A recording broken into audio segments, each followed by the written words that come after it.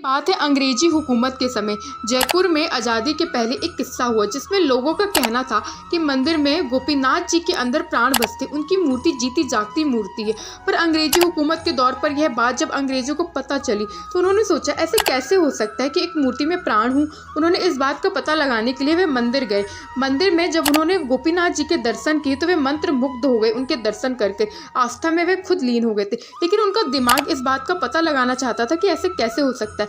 तो उन्होंने अपनी हाथ से घड़ी निकाली जो पल्स से चलती थी और उन्होंने गोपीनाथ जी की कलाई पर बांध दी। पहले के ज़माने में घड़ी या तो पल्स यानी कि अपने दिल की धड़कन से चलती थी या फिर चाबी घुमाने से। उस समय बैटरी से चलने वाली घड़ियों का दौर नहीं था। अंग्रेज अधिकारी ने गोपीनाथ जी की कलाई पर घड़ी बांधी तो घड़ी चल पड़ी और सही समय भी बतलाने लगी, जिसे देखकर अंग्रेज अधिकारी हैरान हो गया कि ये कैसे संभव है, एक मूर्ति पर प्राण कैसे हो सकते, और वह भी गोपीनाथ जी का भक्त हो गया और गोपीनाथ जी के पास ही वह घड़ी छोड़कर चला गया। आज भी आप जयपुर में बसे गोपीनाथ जी के मंदिर जाएंगे तो वे घड़ी गोपीनाथ जी की कलाई पर बंधी पाएंगे। ये घड़ी वैसे ही चल रही है जैसे उस समय पर चला करती थी। और आज भी श्रृंगार के समय जब घड़ी उतारी जाती है तो घड़ी बंद हो जाती है और श्रृंगार के बाद जैसे ही गोपीनाथ जी की कलाई पर घड़ी बांधी जाती है तो घड़ी चल पड़ती है। जयपुर में स्थित गोपीनाथ जी का मंदिर कोई सामान्य मंदिर नहीं है, उसका बेहद रहस्यमय इतिहास है। कहा जाता है कि गोपीनाथ जी को वृंदावन से मुगलों के आक्रमण से बचाकर एक भक्त ने जयपुर में लाया था। इतिहास में देखो तो भगवान श्री कृष्ण के 3 विग्रह हैं और ये तीनों विग्रह राजस्थान में ही हैं। 2 विग्रह जयपुर में है और तीसरा विग्रह करौली में है। श्री मदन मोहन जी के नाम से विख्यात है।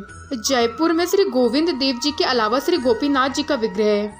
यह विग्रह भी उतना ही पूजनीय है जितना गोविंद देव जी का है और मदन मोहन जी का विग्रह। तीनों विग्रह भगवान श्री कृष्ण का साक्षात स्वरूप माने जाते हैं। ऐतिहासिक और धार्मिक मान्यताओं के मुताबिक भगवान श्री कृष्ण के प्रपौत्र ब्रजनाथ ने यह तीनों विग्रह बनवाए थे। ब्रजनाथ जी की दादी ने भगवान श्री कृष्ण को देखा था। दादी के बताए अनुसार ब्रजनाथ जी ने अपने श्रेष्ठ कारीगरों से विग्रह तैयार करवाया।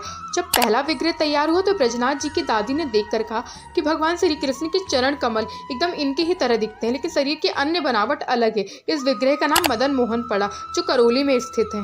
ब्रजनाथ जी ने जब दूसरा विग्रह तैयार करवाया तो उसे देखकर दादी ने कहा कि भगवान श्री कृष्ण की नाभि और उदर एकदम इनकी ही तरह दिखते हैं, लेकिन शरीर के अन्य बनावट अलग है। इस विग्रह का नाम गोपीनाथ जी पड़ा, पुरानी बस्ती पर स्थित है।